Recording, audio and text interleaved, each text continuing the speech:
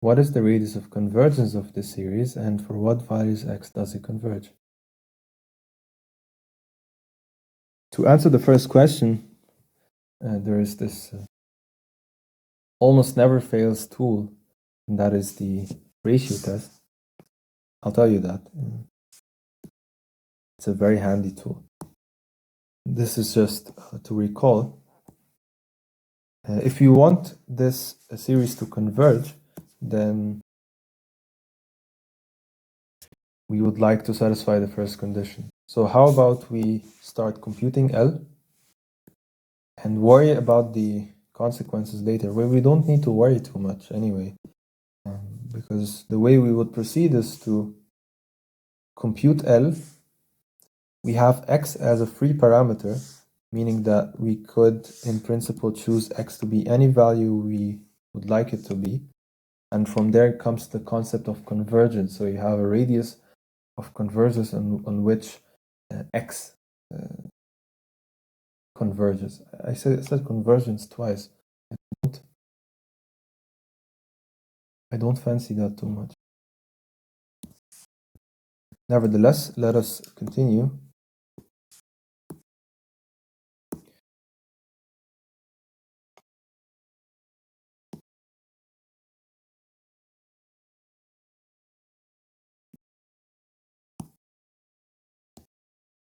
Compute the limit.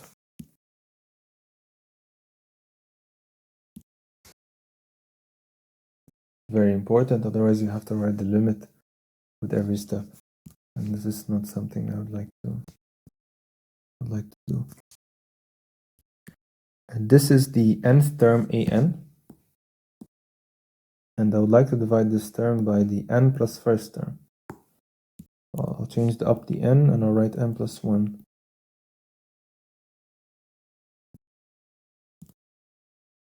There's a fraction and there's an absolute value.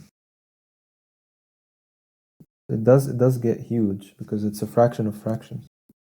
But if you're careful and you're patient, I think it is not too difficult to process this.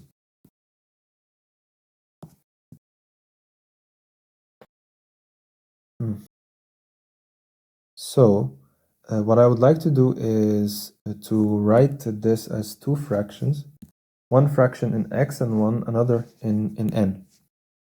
I hope you do not object to this.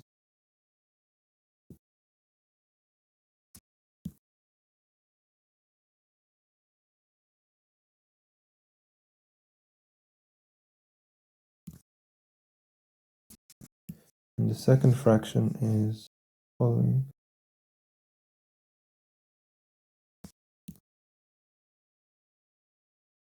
Now this is 1 over n squared plus 1. I was going to fall into this trap, and I hope you don't fall into it either.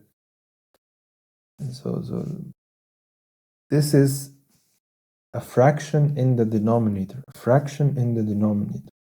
and that is a fraction in the numerator.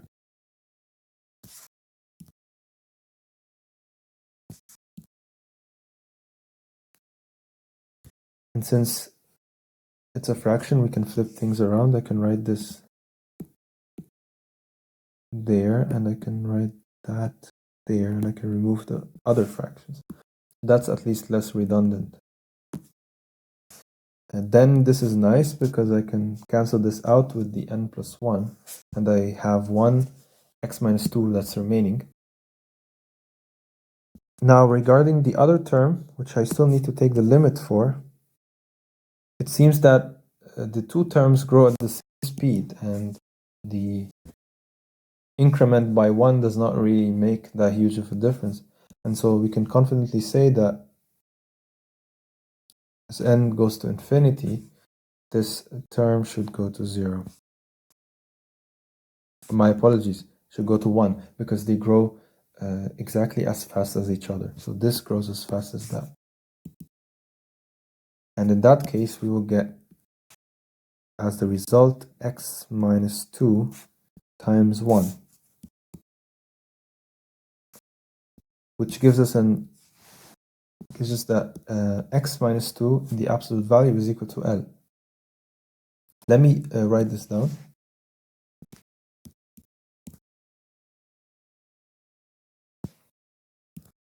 L is equal to x minus 2. And now by the ratio test, we would like to have convergence, we demand that this L be less than 1.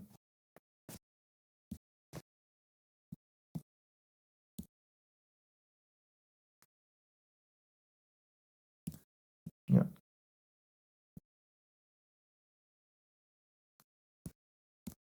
X minus 2 less than 1. Which in a sense means that x should be,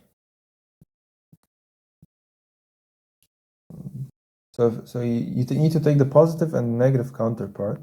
If it's positive, then if x minus 2 is less than 1, then you would like x to be less than 3. And if you take the negative 2 minus x, you would like x to be greater than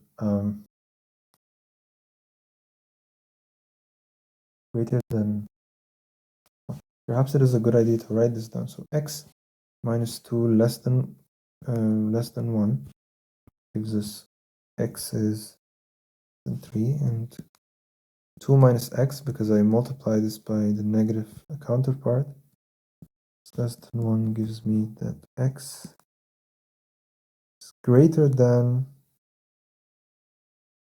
1. Yes, exactly. I was a bit hesitant about that, but I'm glad that now it is more clear. So I'll erase this because it is a bit redundant. If you also want to think about it, you can think about it as follows. So your center is at 2, and you have the freedom to move one step back or one step forward.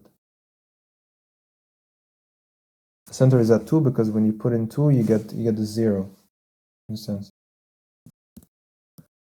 But these are all visual images. This is perhaps not too necessary. In that case, the radius of convergence would be 1.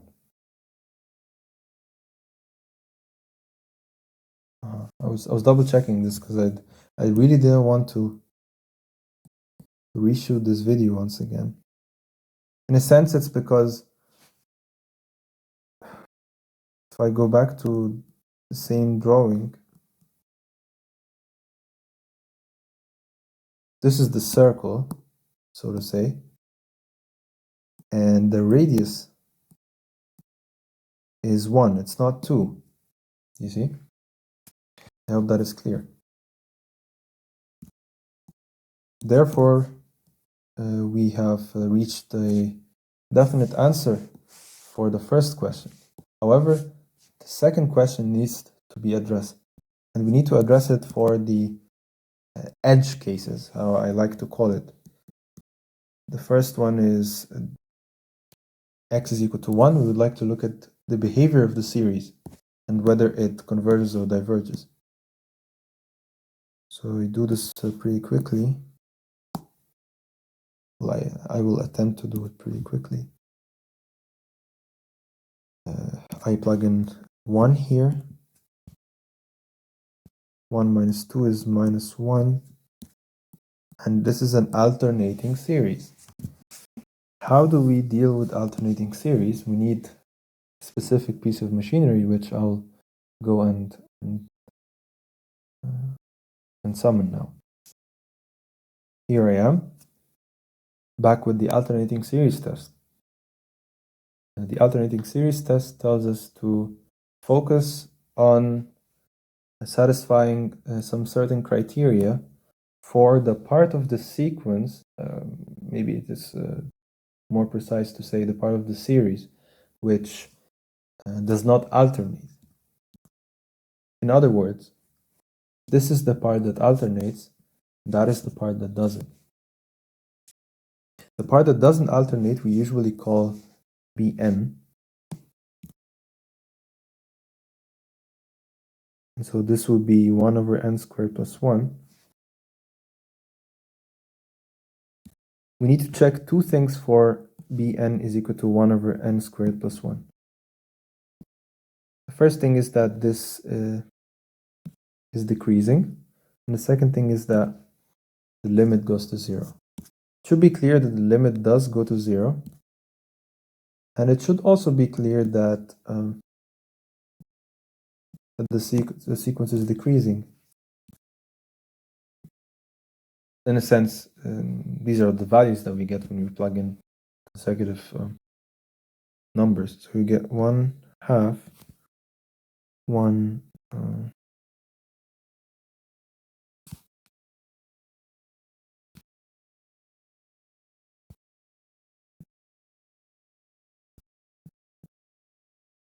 and obviously these are,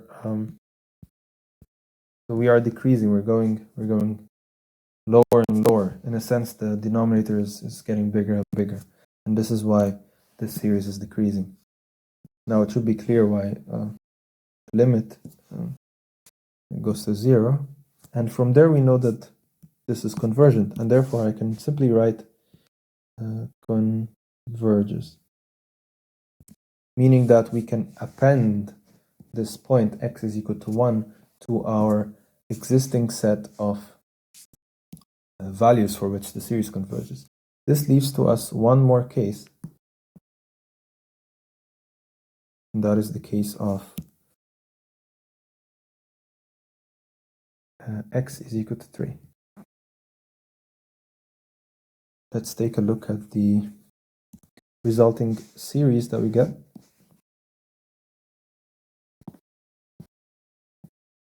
So instead of 1, we write 3. 3 minus 2 is 1. 1 to the n is 1. So I'm happy with that. And here we will use the integral test. Here it is.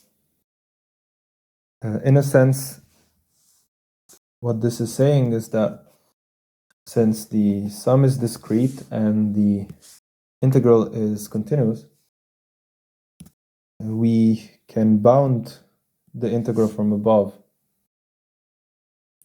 by, we can bound the series by the integral from above.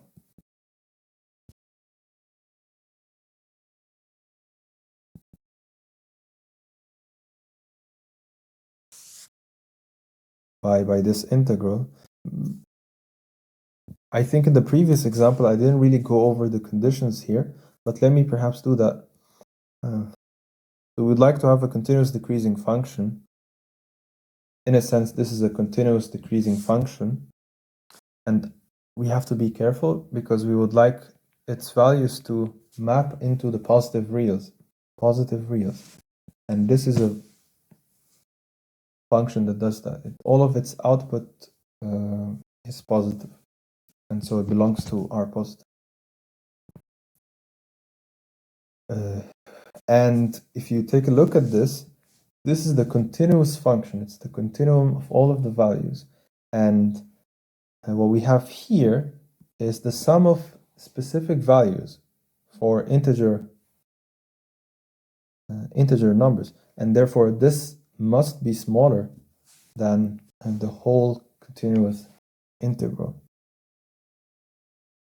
And that is why we have what we have here. This is why this integral test works. So let me minimize that. Now this integral is it's funny. I had to sit down and do it. Maybe it took me a couple of minutes, but I don't want to explain it. I don't want to.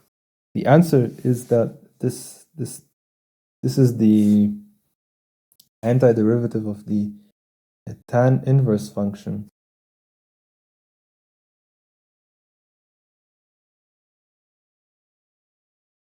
So if you take the derivative of the tan inverse function, you will get this this value. Maybe that's something you could check. This will be equal to the tan inverse of infinity minus tan inverse of 1. The tan inverse of infinity is pi over 2, and the tan inverse of 1 is a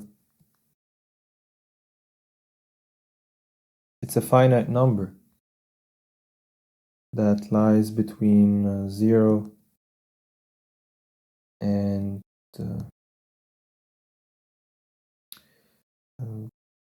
pi over 2, I think.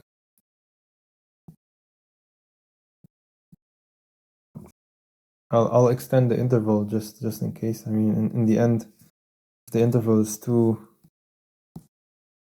big, it doesn't matter. But if it's too small, then you said something that's incorrect, and that's not good.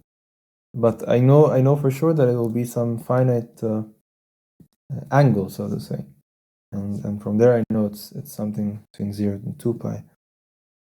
And so in end effect, this thing is finite, converges, and from there we can say that this thing converges as well. Now, if that is the case, then simply we need to write down that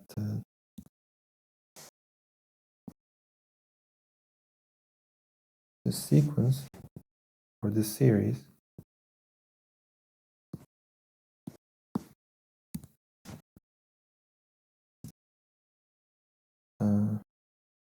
converges for x in 1 and 3 in the closed interval. And we shouldn't have any problem stating that. That's a lot of series. That's the end of the first series of short video tutorials for the first quiz. This is all I have to say.